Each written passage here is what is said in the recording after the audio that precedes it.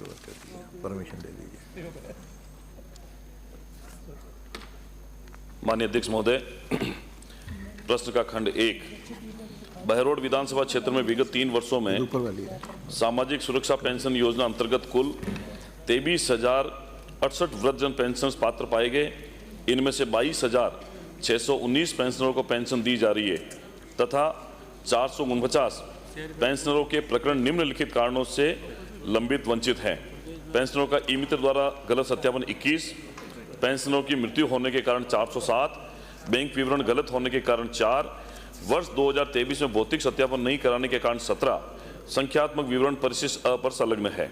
खंड 2, उक्त योजना में पात्र वृद्धजनों के आधार कार्ड से मोबाइल नंबर नहीं जुड़ने तथा बायोमेट्रिक सत्यापन नहीं होने के कारण योजना से वंचितों को लाभ देने हेतु सरकार द्वारा पेंशन पोर्टल पर एक अतिरिक्त सुविधा उपलब्ध करवाई गई है, जिसके द्वारा संबंधित स्वीकृतकर्ता अधिकारी के मोबाइल पर OTP उपलब्ध करवाकर पेंशनर का वार्षिक भौतिक सत्यापन कराया जा रहा है।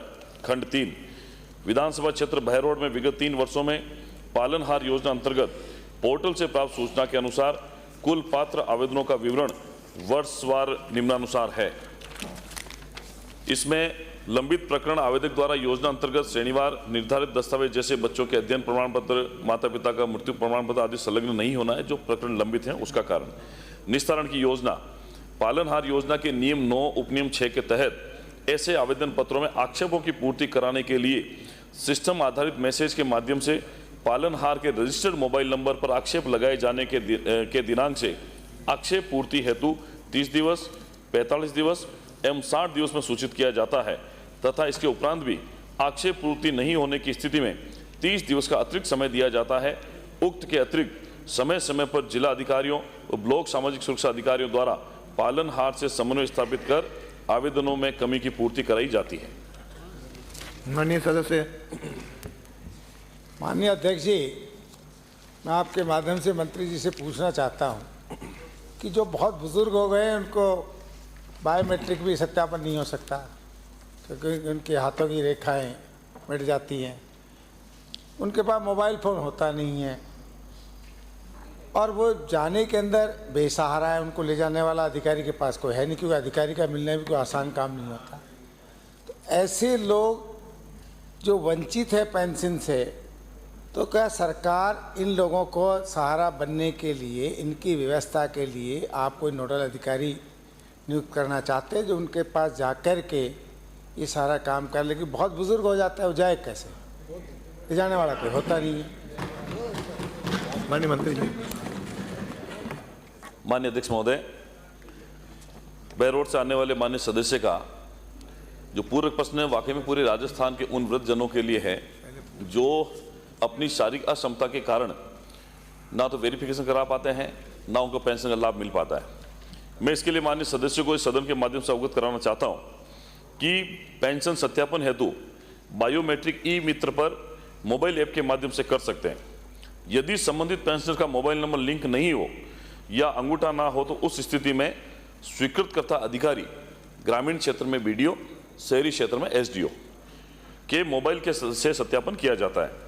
मैं माननीय विधायक महोदय के क्षेत्र में यदि कोई पेंशनर का सत्यापन उनके शारीरिक रूप से अक्षम या ई मित्र केंद्र पर नहीं जा पाने के कारण अगर सत्यापन नहीं हो रहा है तो ई मित्र संचालक को उनके निवास पर भी भेजा जा सकता है। राज्य सरकार सभी ई मित्र संचालकों को स्वीकृतकर्ता अधिकारी ग्रामीण क्षेत्र में BDO, शहरी क्षेत्र में SDO के माध्यम से ऐसे प्रकरणों में मानवीय संवेदना का ध्यान रखते हुए प्रत्येक व्यक्ति तक पहुंचने का प्रयास करेगी। और माननीय सदस्यों को मैं निवेदन करना चाहता हूं कि हम हमारी सरकार के माध्यम से नोडल अधिकारी, वैसे मैंने बता दिया, ग्रामीण और शहरी क्षेत्र में होते हैं। ग्राम पंचायत में जो स्वीकृत ई मित्र होते हैं उनके माध्यम से स्वीकृत होने के बाद वेरिफिकेशन होता है प्रत्येक साल में, लेकिन कुछ वास्तव में ऐसे होते हैं जो वहां नहीं पहुंच पाते। तो हम BDO के माध्यम से ग्रामीण क्षेत्रों में जो ग्राम सेवक है उनको परमानेंटली एक सर्कुलर जारी करेंगे ताकि वो वहां ई मित्र के माध्यम से वहां जाए और उन बुजुर्गों का, वृद्धजनों का जो पेंशन का लाभ नहीं मिल पा रहा उनके माध्यम से वो कर देंगे। एक मिनट अध्यक्ष जी, एक सेकंड के समय हो गया समाधान। एक आपके जवाब में आया, जवाब अच्छा दिया है। अभी आपने नोडल अधिकारी की बात भी कह दी है, पर कोई आदमी, बुजुर्ग आदमी बड़ी मुश्किल से ई मित्र के यहाँ चला गया, उसने अपना जो ई मित्र ने मांगा, आधार कार्ड, राशन कार्ड, जो भी उसने मांगा दे दिया, और ई मित्र के द्वारा गलती हो गई, गलती कर दी, तो उस बुजुर्ग की गलती तो है नहीं, वो पेंशन लेने वाली गलती तो है नहीं।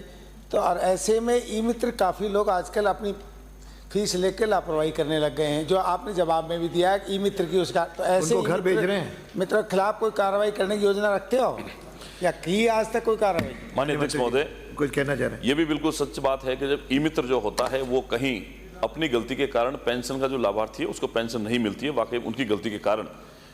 माननीय अध्यक्ष महोदय, ये आईटी डिपार्टमेंट का काम है। जो ई मित्र का लाइसेंस है वो आईटी डिपार्टमेंट के माध्यम से मिलता है, लेकिन फिर भी अगर किसी ई मित्र के प्रकरण का हमारे पास में आता है, हम उसकी जांच रिपोर्ट बनाकर आईटी डिपार्टमेंट को भेज देंगे और उसका जो लाइसेंस है उसको रद्द करने के लिए हम उसको प्रकरण को बनाकर आईटी डिपार्टमेंट को भेज आपके देंगे। पास तो आ गए हैं कि इतने लोगों को ई मित्र की गलती से पेंशन नहीं मिल पाई, तो उनके खिलाफ कार्रवाई करोगे बिल्कुल तो और सब सही हो जाएगी। निश्चित ही मैं सदन का अवगत कराना चाहता हूं कि जिस प्रकरण में हमारे पास में रिपोर्ट आ गई, ई मित्र की गलती के कारण किसी व्यक्ति का अगर पेंशन का लाभ नहीं मिल पा रहा है, आज ही सर्कुलर जारी करके उनको उनका आधार है निरस्त करने की कार्रवाई आईटी डिपार्टमेंट में भेज दी जाए। श्री गोविंद प्रसाद